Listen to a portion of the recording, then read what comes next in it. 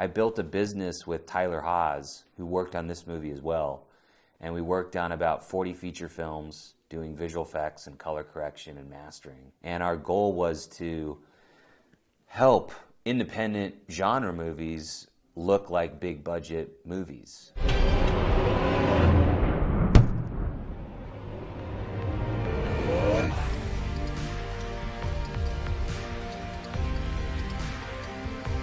It's a character drama, but with an actual creature in it. And so there's a connection, a psychic link between the creature and the main protagonist.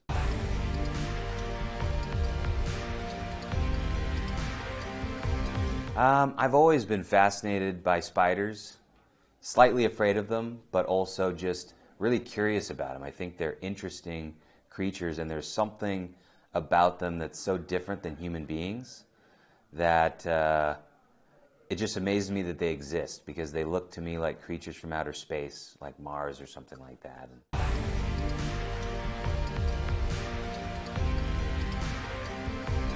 All I can say is my own personal reaction when I started looking at them really closely, especially under a magnifying glass where you can see the detail.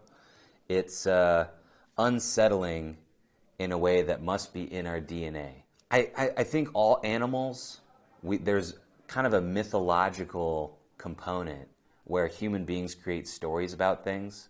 And so we've created stories and meanings about spiders and what they mean to us and what they mythically represent to us. And I think that's really fun to play with, all the loaded meanings that we've put upon spiders, because they're really just animals like any other animal, and they're not particularly vicious, but there's something human beings have put on them that it connects with a lot of our fears, I think. It's one of those beautiful things about horror where you can exercise your own demons, you can work things out, and almost prepare yourself for situations that might scare you. And I think it better prepares even young people for difficulties that they encounter in their lives. And that's why we made this film with the intention of younger people could watch it. We hope that it's a story that adults like too. And that's why we put so much effort into the character drama. But I think even if you don't really get those things, I've had good responses from kids as young as 11 watching this movie, and they've really enjoyed it and are also fascinated by spiders, and so I think it's sort of a gateway horror drug, if you will, for kids.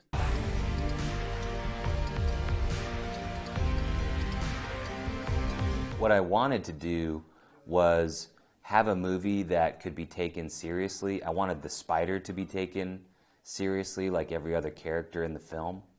And it was important to me that the spider didn't seem incidental, that it felt like there was a reason why it was there, and that the themes were integral to the character drama as well. And so that's why we did this juxtaposition that you'll probably notice throughout the film of a lot of times when the main character is going through something that directly cuts to something with the spider, and it's almost as if one is triggering the other, because I think the spider, we wanted it to operate almost like a dark reflection of some of her psychological needs or darker desires, and hopefully to make it relevant. But you know, yeah, there's different kinds of films, right? And that's what I was inspired by, and what I thought we could do on an independent budget was have that psychic link so that hopefully the human drama sucks you in, but you get enough of those spider moments, those touchstones, that it's a little fun, and that there's not too much time that you have to sit through the character drama before you get to another fun spider scene.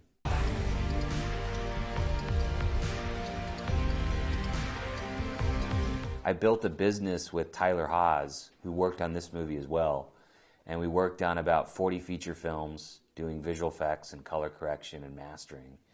And our goal was to help independent genre movies look like big budget movies. You know, to help filmmakers make a movie that they didn't have to make any excuses about or explain why it didn't look as good as this other movie. Because these days, and this film's no different, it's hard to make a movie that competes with the type of movies that are being made on the studio level, and even aspire to the type of movies that we all talk about and love. Because, you know, creature movies, for instance, you look at Gremlins, Tremors, Jaws. These movies were made for $7 to $11 million 20 years ago or more. So with inflation, that's gone way beyond that. And I don't know how it is here, but in America, the independent movie scene, I mean, movies are made for more like 200 to 500,000. And so to make a movie that competes with those types of movies, or is even in the realm of those types of movies that we love, is particularly challenging. Not impossible, but at times nearly impossible because of the amount of extra work and energy that has to go into crafting them.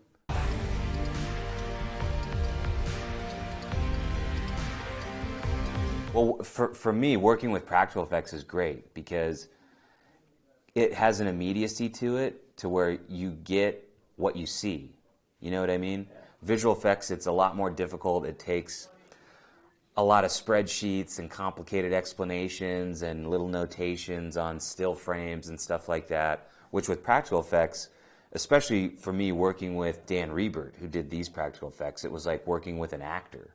And so we could talk about the character, we could talk about the scenes, he would do tests when we had the time, and so I could see what it was doing, how it was working, and see where to put the camera, and the actors have something to interact with.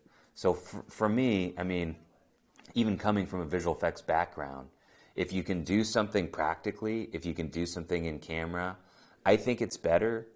And then what we did on this film was we would look at the performance, and if there was an aspect of the performance that we didn't get on set, or that we didn't get right, or that needs that extra detail to make it more believable, then that's what we would add. But I would even, anytime I could, we'd shoot practical elements and do the visual effects that way. So really, we're taking a lot of practical elements and digitally compositing them or digitally manipulating them, but it's still a lot of practical work. So I mean, for instance, one example is when the spider rises up under the bed and the venom comes out of the fangs.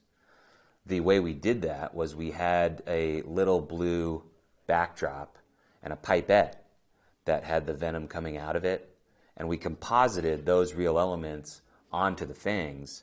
And I think it just, for the human mind, because you know you're looking at something that's not real, and so how do you give them that feeling that they're looking at something real? And so I thought if I saw venom come out of the fangs, that would blow my mind, because I'd be like, how do they do that with a puppet? And it gives you that National Geographic realism, like you're seeing something that could be alive.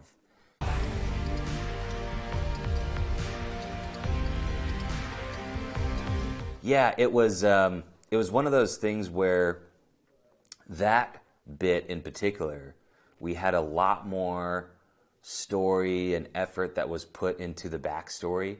But what's interesting is context. People come into a spider movie called Itsy Bitsy, and they don't want to hear too much mumbo jumbo about where the spider came from. They don't want anything too complicated. They want to be able to settle into a movie that's about a spider and feel some of those vibes. And so we tried to make it brief enough that it doesn't feel like you're in another movie and then you jump into another movie and maybe you want to go back to that movie but you can't get back, because I've had that experience in films. But also detailed enough that it feels like it could be a real culture.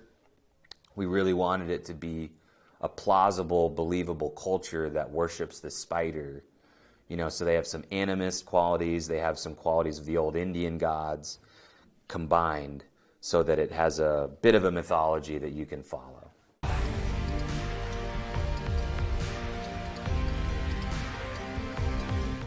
The festival has been fantastic. What's great about Hardline Film Festival is beyond the really good programming, I've seen some really good films. It's also a great environment for filmmakers, because a lot of festivals, you fly in just for your film and then you fly out, so you don't have the time to see a lot of the other films, to meet the other filmmakers. Here, it's a very collaborative spirit where, because Florian flew us out and let us stay here the entire time, you get to experience the city, you get to watch other movies, you get to have interesting conversations about movies that are inspiring, and that's what I really like about this film festival.